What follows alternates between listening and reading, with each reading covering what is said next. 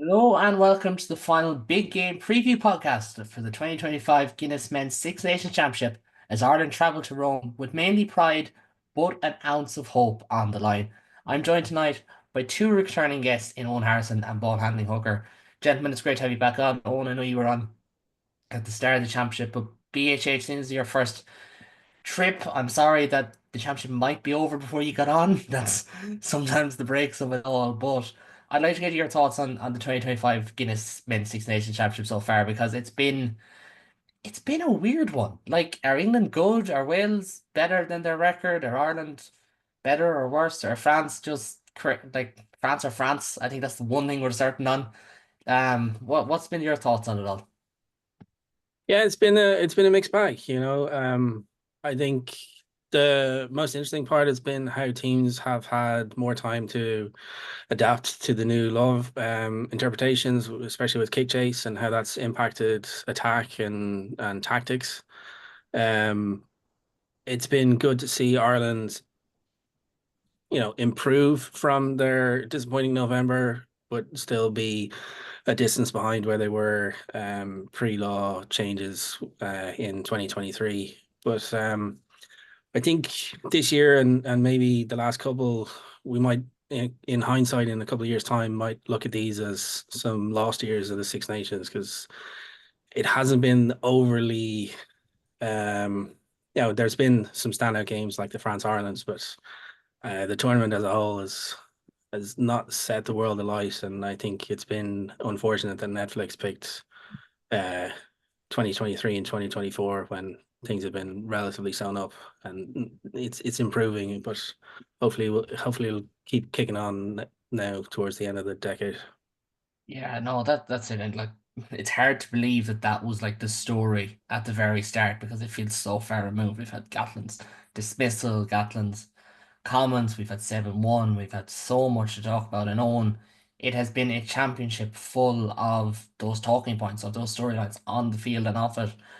As I said, you were with us at the start of the campaign. Where do you lie in terms of how this championship has gone, not just for Ireland, but in general? It's, I think mixed bag is probably the best description that you've used there because I think if you're thinking of it in even in terms of the Netflix, you look at sort of they like to put it in the narrative and look at the journeys that have happened. Like I think you look at Ireland started strong against England, things have sort of gone downhill a little bit since. I think is the sort of narrative, and now missing out on with the French match and sort of they're now suddenly going from a grand slam down to they're potentially just fighting for second even this weekend coming. You have Italy, who I think came in with a lot of optimism but maybe haven't delivered on what they were trying to do. England came in being as the team that couldn't close out and are suddenly in with a chance of a championship at the end of it.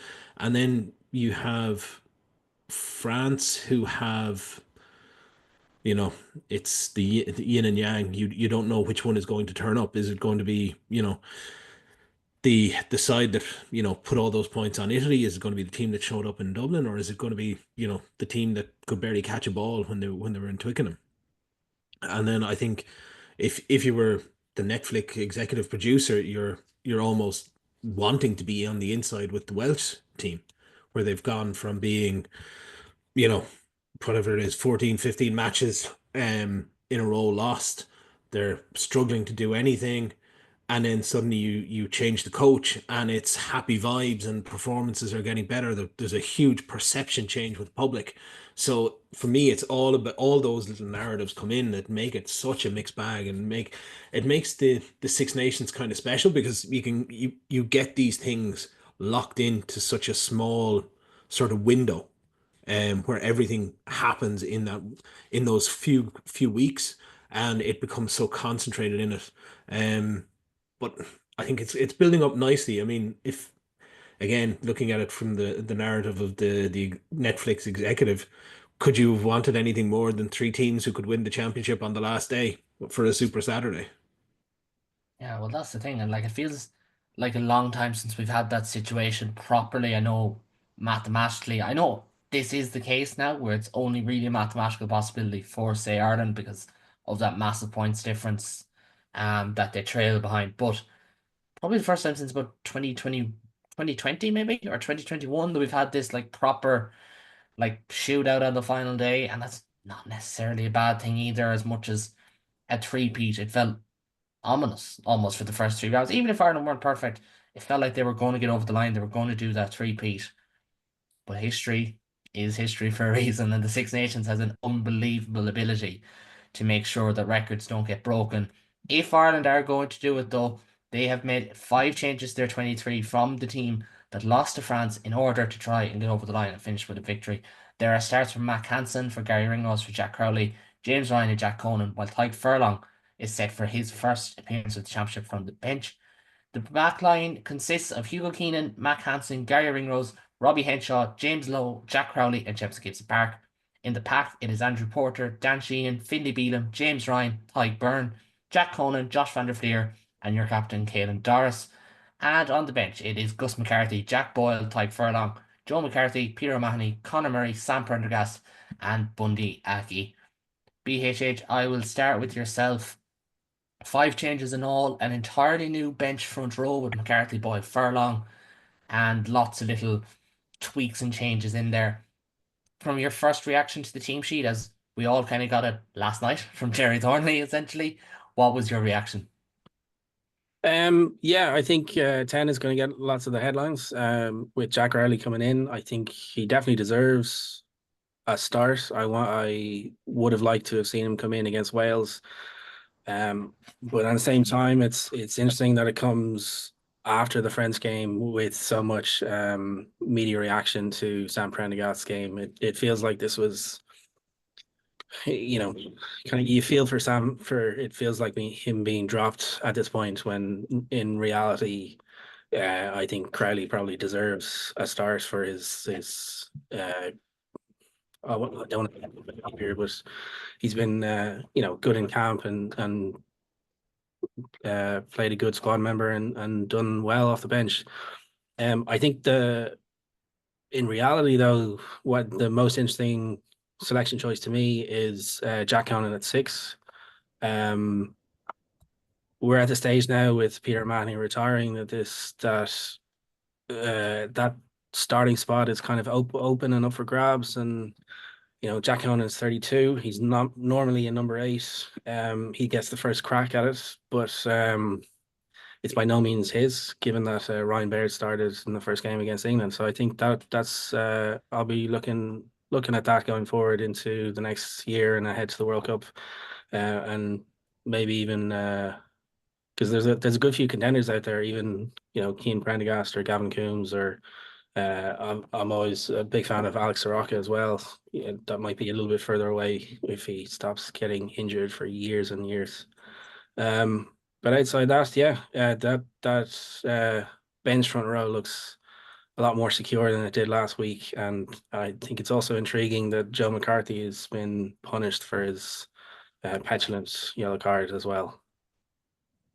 I'd agree, and like to just pick up on the two lads you kind of focus in on there, Joe McCarthy and Sam Prendergast. I do feel for them. I don't think either of them had a performance that you should say they deserve to have dropped to the bench. For example, like if it was about rotation and Sam came out having Jack, giving Jack his second start of the championship would make a lot more sense. Or likewise for Joe, like he missed the first 2 games, came off early against Wales, if I remember correctly. I could be wrong there. So the fact that he's rotated out is a bit of a strange one. And It, Owen, there's it, just so many. Actually, I'll let you jump back in there, BHH, because you were going to speak there.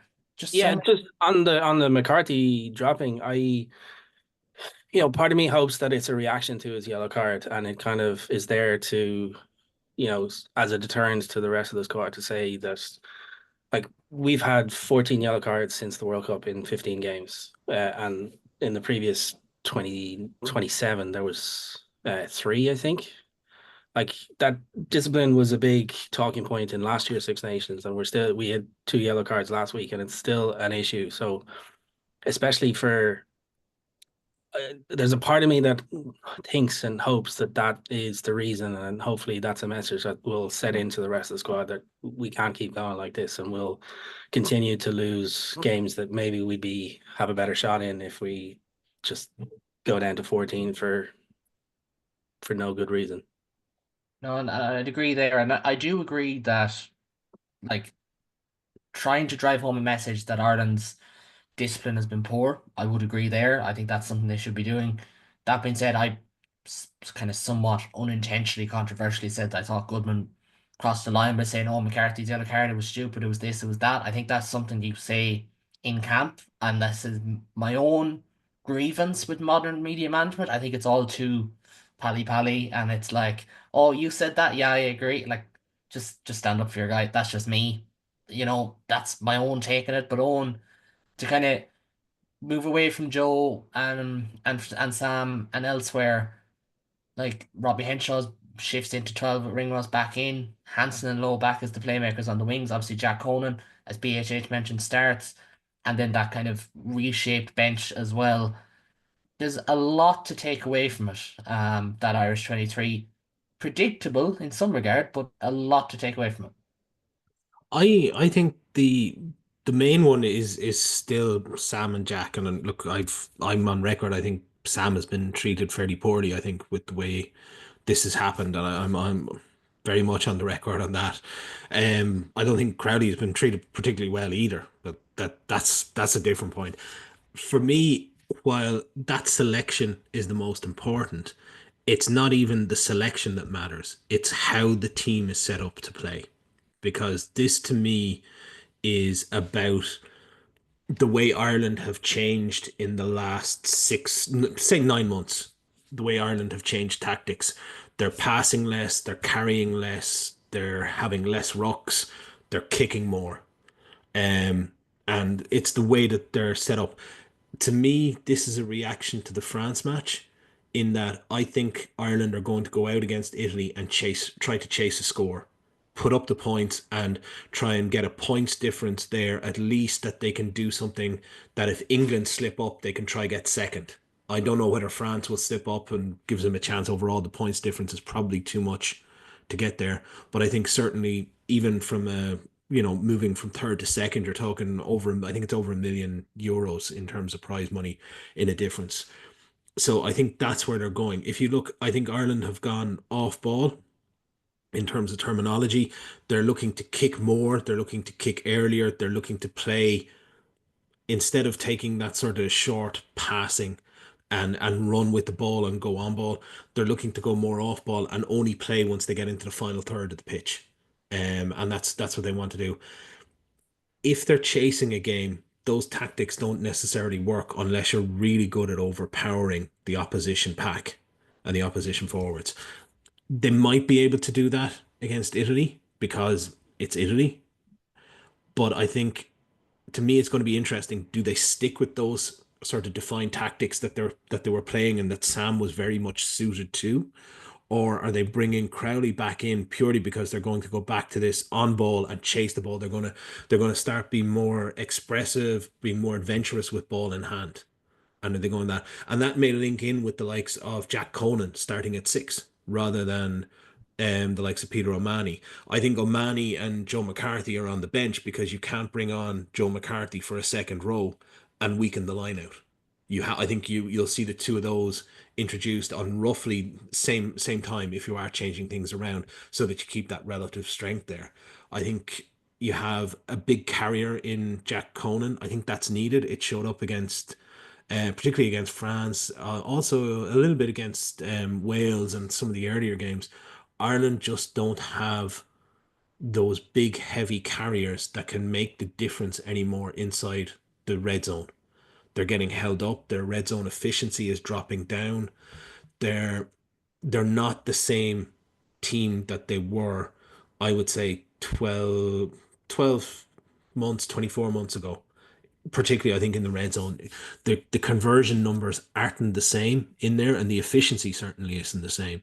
And I think having the likes of Jack Boyle, there, getting Tyke Furlong back, McCarthy, if they can use him more on ball rather than in a defensive role, I think is a good thing there.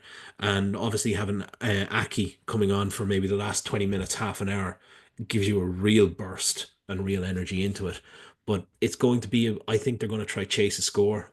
I'm hoping that we see them play a bit more and that they actually revert back something more towards what they were trying to do maybe 2000 or 2023, 2024. Yeah. Yeah, no, I'd agree. And I think it is probably necessary from Ireland for themselves that they can, like, look, obviously a lot of guys putting their hands up for Lions and whatever, that they perform, that kind of goes without saying. But they can prove to themselves again that they don't need, say, like if the chips are down, because what we've seen from Ireland over the last couple of weeks was when France hit them, it looked like Ireland had no answers. Like when France really went up a gear. When Ireland went down to 14 men against Wales, that's when they kind of struggled. Against England, it was that first half when England were well prepared, when they were well drilled. That's when Ireland were at their poorest. I think this game is about, you know, finding a game plan that works. And look, history suggests that Ireland's older game plan is what works. And if you bring in someone like Jack Conan, it'll help, for instance, because I think one of the big takeaways from that Welsh game was when Jack Conan came off, that was also a lot around the time where Ireland just really did not look like they were threatening gain line momentum at all. He was that crucial carrier in that game. BHH, I'll throw it back to you because look, we will talk about Italy in a few minutes. But for Ireland, how important is it, you think, that they end on a high? Like, yeah, winning and budgets and placing and lines and all that. But just because the performances have been so, I don't want to say flat, they haven't been flat for all 320 minutes, but they haven't been at the pitch that they would want them to be at. Um, I'd love to say it's important, but realistically, it's probably most important for the bean counters and that 2 million difference between third and second. Like it would be nice to go in to the end of a campaign on a winning note, but realistically, there's a part of me that thinks if we put 50 on Italy, is that just putting lipstick on a pig, you know? We're not going to solve any of the issues we had from last week against Italy, no matter which way we frame the question.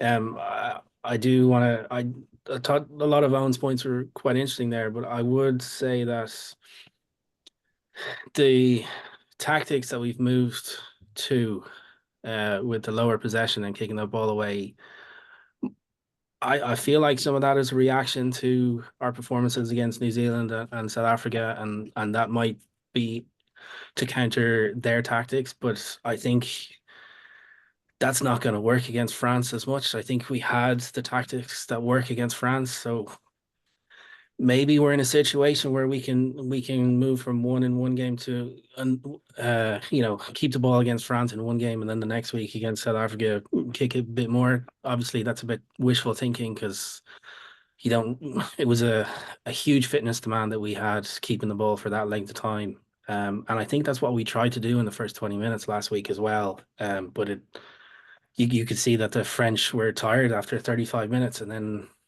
it kind of blew up in our face because we were also wrecked. And then seven fresh French forwards, say that quickly 5 times, um, That was came on impressive, I won't lie. and just destroyed us. And uh, I think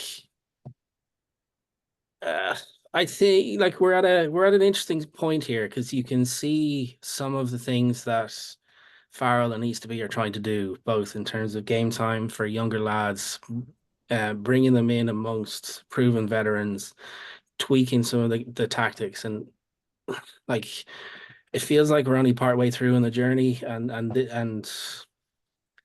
Italy game will be interesting and will help and give us some positive energy going into what should be an interesting summer as well. So on that case, yeah, I've probably convinced myself that it's a bit more important than I thought it was 2 minutes ago. Absolutely fair. If you can't change your mind on topics in sport, you can never change your mind on anything, I suppose. But just to kind of before we move on to Italy, you look at that Irish team, and I'm going to take the back line in particular because I think that Irish pack kind of picks itself. I do think, considering Tadhg Furlong has only played one game since October, I think that is the pack that picks itself. Backline, arguably, but James Lowe last week had the back spasm, as we know. That's what caused him to miss the game. Jack Crowley hasn't started a 10-all campaign. Gary Ringrose obviously is just back having completed tackle school, which we could get into a whole other debate on that another time. Mac Hansen has been in a mixed bag of form, I think it's fair to say. Especially, kind of as Ireland have changed game plan, and Hugo Keenan probably had his best performance of the championship so far last week, but in a very different role to what we're used to. We almost seem to be lined up as an auxiliary centre for Ireland. So when they get on, not to say how do you want to see them play, because we kind of discussed that, but do you think Ireland will need to show that more cohesion in attack and a little bit more layers to their attack? Because, like, realistically, this is the backline that Ireland, this is a stronger backline than Ireland picked in any game against Italy in a long, long time. So you would be expecting them to kind of, hit a high note, even if they haven't shown it. They need to, I suppose, but they'll only be allowed based on what the forward platform provides, right? And I think some of that comes down to, again, without going into too much on style, you've got to have a platform up front. So you've got to have a functioning scrum. You've got to have a functioning line out to give you those launch plays. And I think Ireland haven't really done an awful lot from their launch plays. Um, we haven't seen the moves that have come with it, and the strike plays off a line out or scrums. I think that wouldn't necessarily you'd expect from an Irish team. Um, I think it's been concentrated more on kicking. I think also if you look at what Ireland have done tactically, they've tried to move the ball from touchline to touchline, and it's only when they're bouncing back they're looking for the sort of the gaps or the mismatches with the defenders. And I think it's a changed role then for the likes of what you're looking for is you're looking for the power of someone like Lowe on the wing. You're looking for someone like Dan Sheehan to play that sort of edge forward role. You're looking for him in the tram lines. You're looking for power there. Your centers become much more about being auxiliary flankers and sort of carrying it up or being tacklers more so than being creative, I think, within the system that Ireland have. So the system that they've played, I think Mac Hansen has been used in a slightly different role, which has changed what he's doing. A lot of it is about kicking. So you look at Hansen is kicking, Lowe is kicking, even Henshaw at times. And particularly like even I think like bringing Osborne in last week was a big thing about that. It's it's about kicking, kick chasing, and being sort of almost an auxiliary forward at times in terms of what's been asked of them. Whereas we're seeing less about creativity in that backline. Now, to me, that if they it's hard to flick that switch and just say go from playing that style to this in a week if that's what you've been trying to do all Six Nations. And it is I think they do need to revert more back towards what they were doing sort of for the World Cup. And even if that's they decide, okay, we're going to do this, but we're going to play it when we want to play it in the opposition half. That's different to me. At the moment, they're still playing this sort of I call it rugby league style because what you're sort of looking at is you're looking at, as I say, auxiliary flankers playing in the center. You're looking at big wingers trying power wingers trying to carry it. There you're looking at forwards trying to make a difference out in tram lines. It's everyone has to do the same sort of job or try to do as much of the same job without having the necessary difference. And if you go back to what we're talking about with France, it was a case of like France had seven forwards come on, but they had one forward who came on and only played in the back line. So in reality, they changed six forwards. Ireland had six forwards as well. They went with a 6-2 bench and it was split that way. I think we're not looking at like for like within it. And I think that if we wanted to pick and play big forwards, you could potentially go and change what you're trying to do within the academies. You could look at different players to bring them in and do it. We're not looking to do that. There's a very set way to do things within this Irish thing, and it's been brought in by Farrell. I think it's changed because Leinster have changed what they're doing, and I think there's been a knock-on effect to Ireland. And I think what we're seeing is there's less creativity in that backline. There's less need for them to play that way. Um, I don't know whether they can switch it on or whether they'll even be asked to, but I don't know whether they can go back to that and produce something. I think it's going to be more about the forward set the platform, and if the gaps are there, they'll walk through them.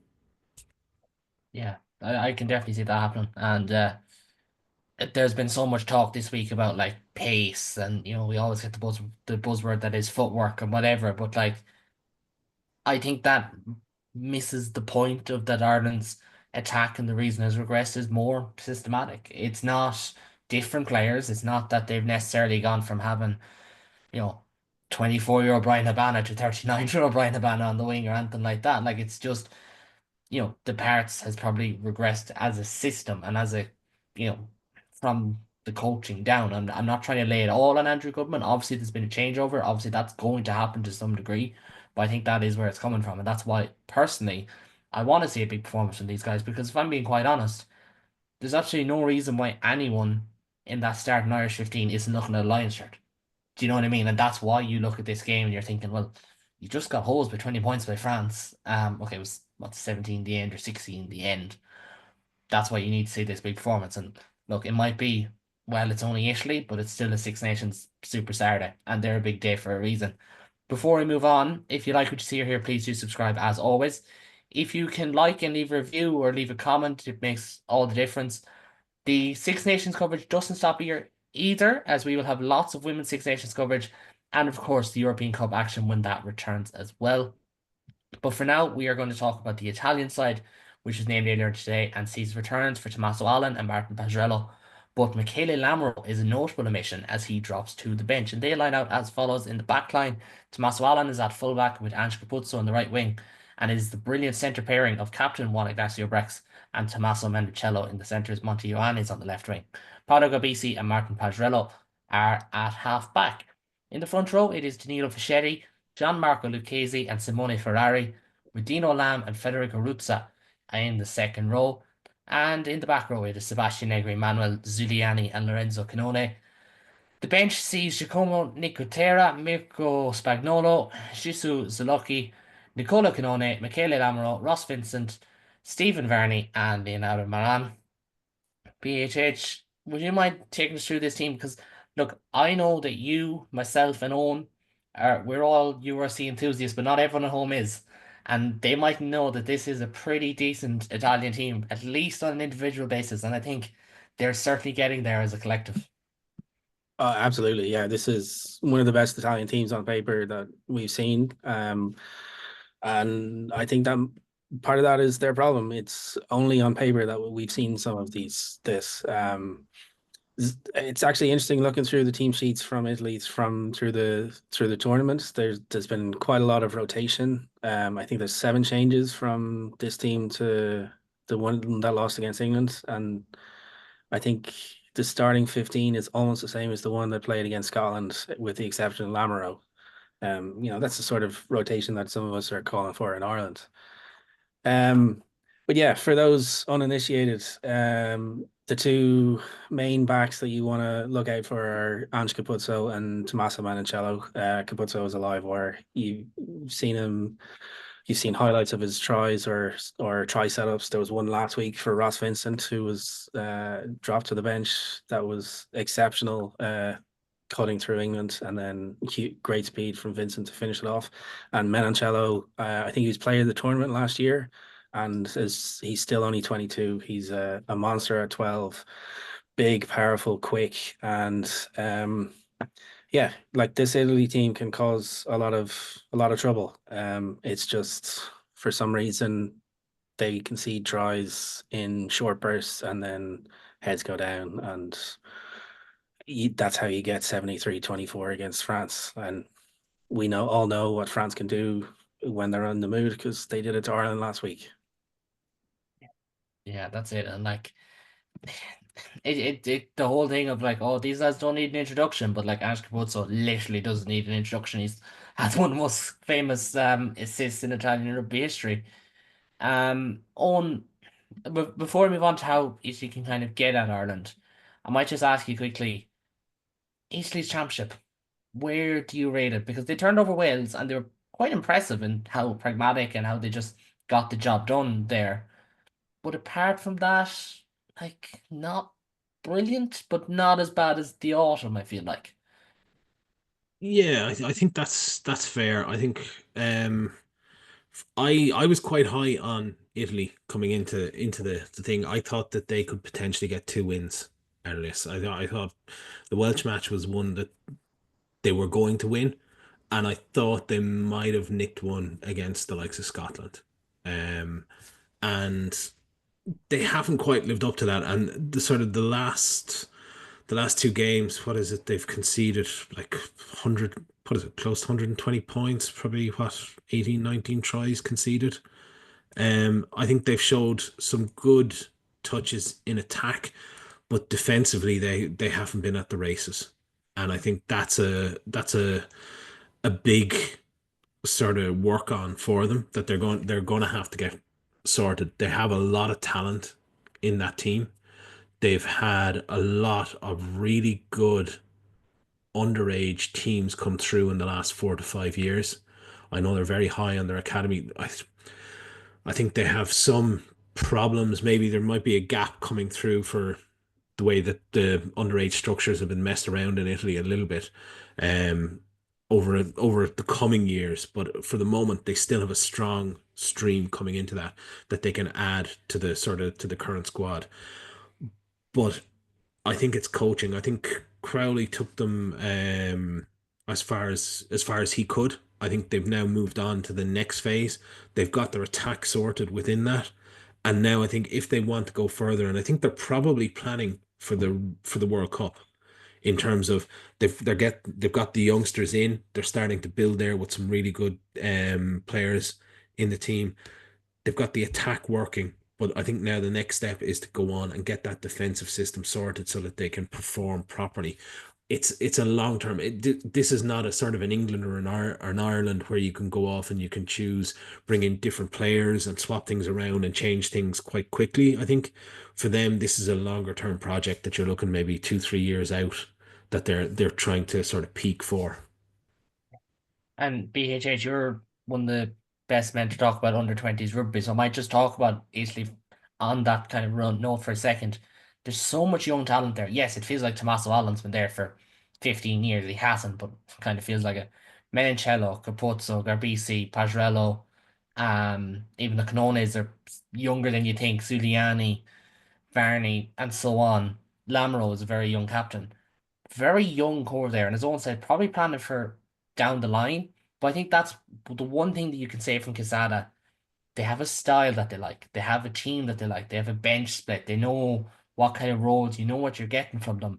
It looks a lot more coherent than past Italian teams. And then you have that sprinkle of the fact that they're all very young lads as well.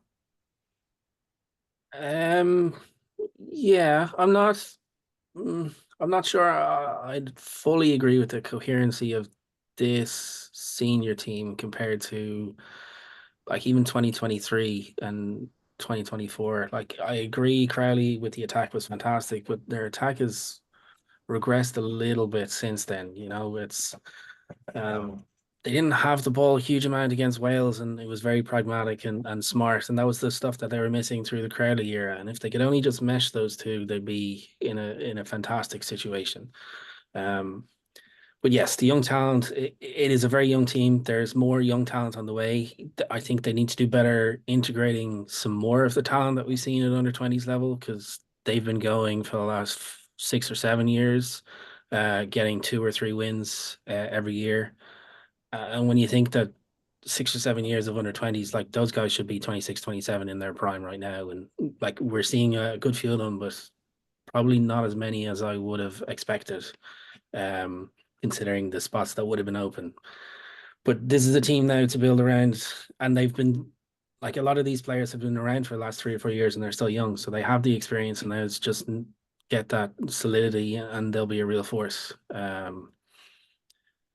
It's interesting that some of them haven't kicked on in the way I feel like they should. Like Paolo Garbisi is a good player, but he's almost as good as he was 3 years ago without improving in a tangible amount. And I think like his kicking isn't good enough that allows them to keep Tommaso Allen on the bench, and he has to start because Garbisi isn't a good enough place kicker. That's the sort of thing that's keeping them back a little bit. I don't know, I'd agree. And I like Garbisi as a player, but I don't think he's really kicked on. I think it was the one thing about moving to France when he did. It was a risk.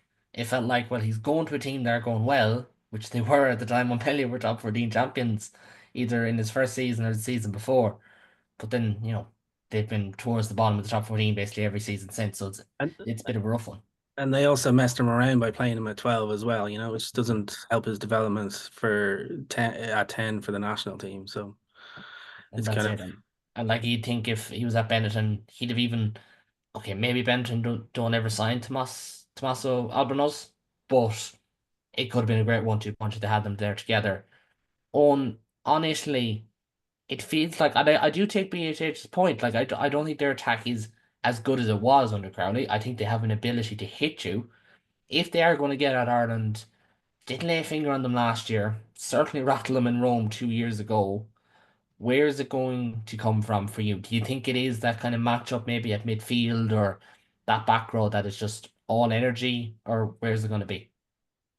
I think from what I've seen of the Italian team so far, they've the attack overall is a bit more pragmatic. I think, as BHA said there, it's more pragmatic than it was under Crowley. They've gone, I suppose, similar to Ireland. They want to expend less energy on the ball and sort of channel that into other areas. It hasn't been successful overly for them at the moment, but they've still been able to hurt teams early on phase counts. And I think you look at strike plays, I think you look at the way that they use, particularly the centers. You're looking at the likes of Brex and Menincello. They use them in a very different way off strike plays to how Ireland do.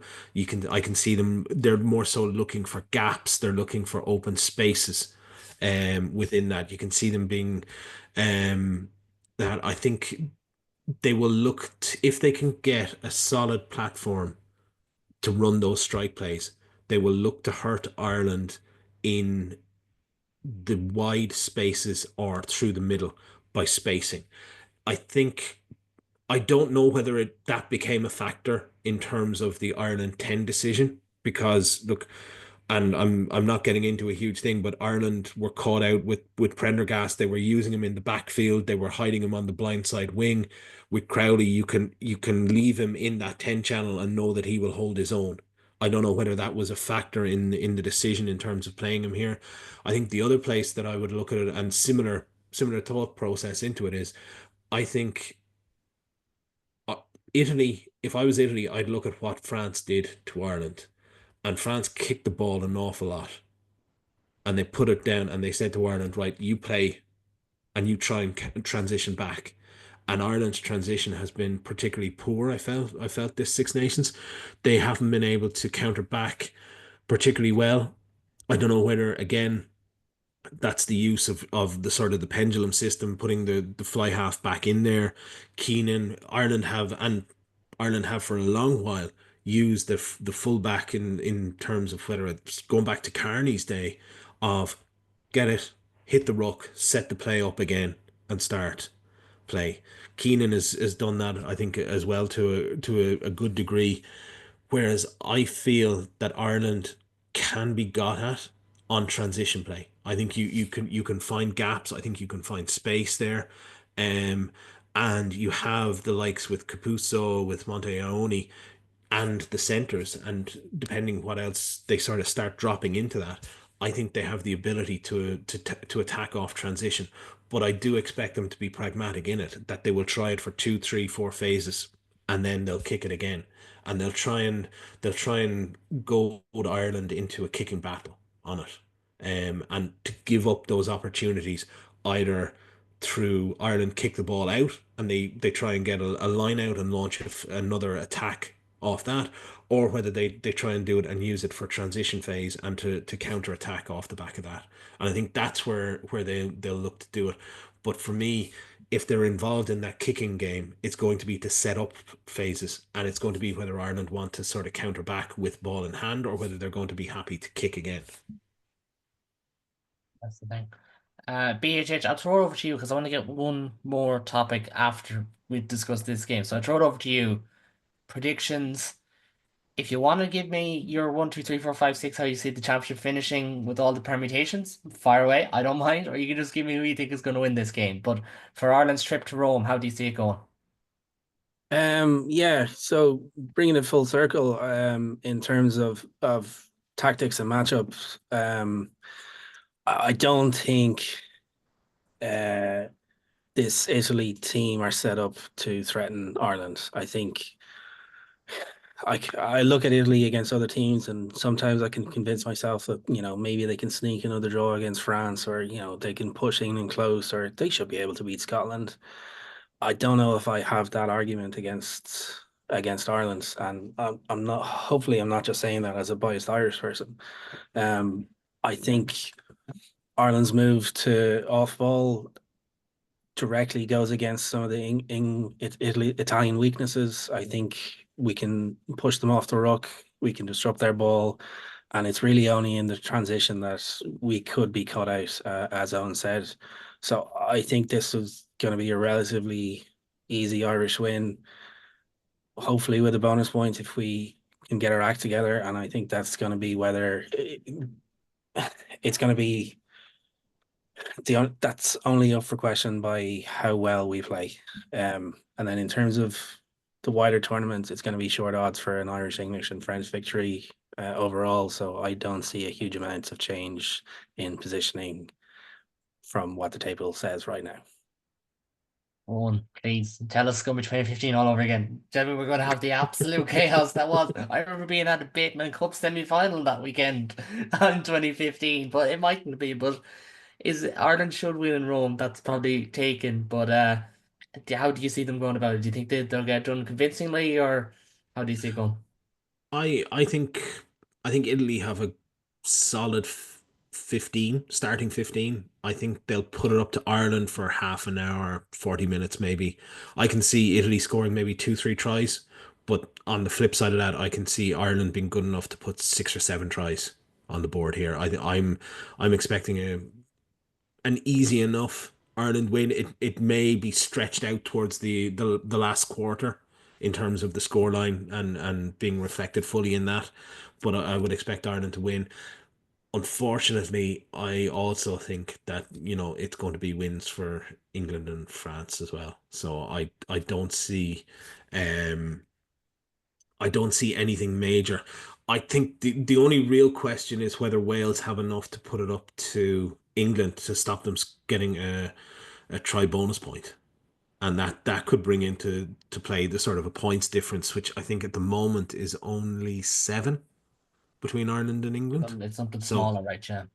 yeah, so I think that may be where the sort of the interest comes from it, and whether Ireland can nip up to second. But laws of averages, you'd say England should just about have enough to score four tries and sort of get them into second place there. Can I just ask Owen, you mentioned there that you think Italy will put it up to us for about 35 minutes. It's been very noticeable in their last two games that they've done much better in the first half than compared to the second half. I think there was a 4 point game against England at halftime. Um, to me, it looks like their selection of Nicolo Canone, Lamaro, and Ross Vincent on the bench kind of hints that they're going to try and give us a bit more. Address that. Yeah, Yeah. and that's kind of the only thing that I have, because yeah, I'm not I don't really know where I was going with that, but I want Italy to do better than they are, so I look, I agree. I think they're trying to do things to address it. I think I think they have a solid maybe 15 to 18 guys. I don't think they have the full sort of 23 that can live with the bigger teams overall. Um And it's it typically, to interject there on for a second, like when I'm showing my age here small because to you two guys, but when I was growing up, it was the tight five that Italy were really formidable. Whereas I think now, for the last 5 or 6 years, that's been their point of weakness. Fichetti's a very good player, but that Mm. tight five has generally been where they've lost that massive power battle to everyone else, isn't it? Yeah, I think they won't necessarily they won't necessarily fear the scrum because look, as the phrase is, the scrum only matters when it matters, right? So unless you're getting absolutely pumped, it and you're losing penalty after penalty, it doesn't become a big thing. As long as it's serviceable and you can get clean ball out the back, and with the new rules around that about the scrum half not being able to come round, it does allow for it. I think it's more important what they can get off their lineouts, and like as we talked about it, it's about those launch plays. I think power wise, yeah, they're losing something in there. I think BHH made a great point about sort of they're trying to change some of those things with Canone and Lamaro um onto the bench to maybe try and bulk up what they can do for the last half hour and sort of add a bit more to it. I still think Ireland should be good enough just to take them. They may put up, particularly at home, there I think they're going to put up a good performance for the first 20, 30 minutes. And then after that, you would see Ireland. I think Ireland's bench makes a much bigger difference for me because I think you have the likes of Tyke Furlong coming back. I think Jack Boyle would be great in the loose. You've got Joe McCarthy. You've got Peter O'Mahony again, who gives you that sort of safety in the line out and the quality in terms of his offensive rucking. You've got Conor Murray who brings on the kicking game, and you've got Aki coming off there as well in terms of bringing real carrying threat. I think to me that's the bigger difference maker on it, and I think for the last sort of half an hour, I would expect Ireland potentially to open it up a bit more and put a bit of a gloss on the scoreboard. So two people going with Ireland to pull clear, two people going with, well, three. We're all in agreement. Three people to go with Ireland, England, or France, England, Ireland in the table, depending on what. And I can't believe I'm saying this on my own channel. Woke Wales do in their game. Thanks for that, Gatland. One more thing before we go, BHH. I'm going to get you to jump in here. You're a connoisseur of under 20s rugby. Ireland have been hit and miss. Now they've had a lot of injuries. We've discussed that on here. A lot of injuries to what would have been their starting pack. Your thoughts on them kind of as a whole? And look, there's been some positives, some negatives, but as a whole, going into the World Cup, if they get everyone fit, do you think they're in a decent position? Because it has felt like they've been strangled by those injuries. Um, I think one of the biggest things to think about when watching under 20s and talking about it is that these guys are still kids. They're not professionals, and therefore they're probably more susceptible to reading what we say on social media. So um, maybe let's skew positive here. Look, it's been a tough. There's been a lot of factors come into what's happened. The coaching change from Richie Murphy to Doak hasn't been. It doesn't help. The injuries obviously not great. And it's been a good year for France and England as well. So I'm fearful for the under 20s against Italy tomorrow night or Friday night. Um, but yeah, with the guys that have the under 20 experience from last year, you'd hope a better showing in the summer comes along. But it's it's hard to believe in them. But realistically, it's not the results that matter. If we end up getting an international out of this or 5 or 6 URC regular URC players, then that counts as a good year. We had It certainly looks like we will as well, it should be said, because like even if we if we talk about Michael Foy in nearly every episode this week because he's been the standout, but even like, you know, Henry Walker looks like you or C. Caliber hooker. Alan Spicer is a behemoth of a player. There's so many exciting players and across the side, Aina especially in that McCarthy. pack. Aina McCarthy is the type of player the Connacht have been crying out for. He's a big ball carrying eight, and that's something that they aren't growing on trees out there. The other thing I was gonna say is like it's Caelan Doris's year. We came 11th and out of 12 in the in the World Championship, but we ended up with Kalen Doris. I think that counts as a triumph in my opinion for that year. So it can't all be 2023. And especially with 9 injuries, like if you go back to any other Irish under 20 year in the last 25 years and take out 8 or 9 of their best players, they're not going to compete either. Yeah, no, I'd agree, and that's the thing. It's how we framed every conversation this year that I think if they had a fully fit squad, I think they'd have probably walked into the top three at the very, very least, because you're looking at a very different looking pack. And even if it's not different starters, it's a very different picture to how you build your pack across the 80 minutes. Do you know, like you could even have a case where you're replacing Spicer with Corrigan and like what a 1-2 punch that would have been. And it's disappointing because that's what happens. But as you said, you go back to 2017, I think 2018 had a couple of injuries as well, if I remember correctly. I think that maybe not 2018, could be 2017 as well, actually, where they had a couple of injuries and just derailed them. But there's still a lot of talent there, and I do think that's fair to say. And just want to get your opinion. Obviously, we do stay positive on the 20s because, as you said, you could have the worst year possible and have two world-class players come out of it. That can happen, you know. But gentlemen, we will leave it at that. My thanks to PHH and for Owen for joining me, and of course all the guests who have joined me so far this championship. Super Saturday kicks off at 2:15. It's live on RTE, Virgin Media, ITV, and BBC. We'll be back on Sunday to review the entire tournament before quickly turning attention back over to the Women's Championship from next week. If you like your series here and want to join us for rival coverage for the rest of the season, subscribe on all the platforms. You can find all the links to my channels below. But for now, and until next time, I'll speak to you on Sunday. Take it easy.